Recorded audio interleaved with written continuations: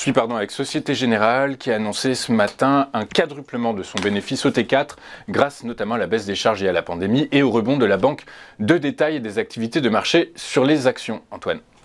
Oui, alors Société Générale, j'ai envie de dire la recovery est très très importante puisque d'une part donc le groupe bancaire a publié un bénéfice net record pour l'année 2021. Il s'élève à 5,6 milliards d'euros, donc c'est considérable, sachant que l'année dernière, le groupe avait accusé une perte, la première de son histoire, à 258 millions d'euros. Donc c'est largement supérieur aux attentes aussi, puisqu'on on anticipait 4,2 milliards, donc je rappelle c'est 5,6, donc c'est quasiment 20% de plus que ce qui est anticipé. Alors effectivement, Société Générale est porté par la vigueur de la reprise économique avec notamment un chiffre d'affaires en hausse, le coût du risque aussi qui a baissé.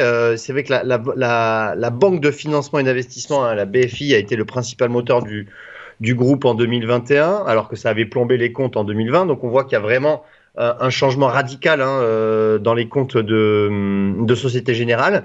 L'activité Action aussi a enregistré sa meilleure année depuis 2009. Donc le groupe bancaire a su profiter de la hausse des marchés qu'il y a eu en 2021. Donc c'est vraiment de très bons résultats. Et d'ailleurs, le marché applaudit ce matin ces résultats puisque le titre est en hausse de 3,6%.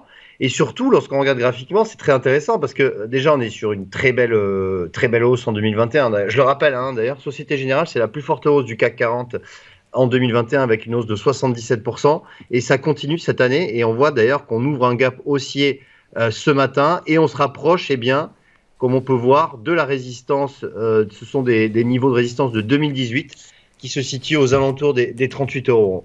D'accord, 38 euros, donc des niveaux de 2018. Du coup, alors même si la tendance ne semble pas aller dans ce sens-là, si le titre était amené à effectuer un repli, quelle serait la première zone de support que le titre rencontrerait ? Eh bien, effectivement, le niveau de support, ça correspond au point bas de cette année. C'était un point bas à 30,60 €. C'était un niveau qu'on a atteint le 24 janvier dernier. Donc ça, c'est vraiment le niveau de support très clair sur Société Générale.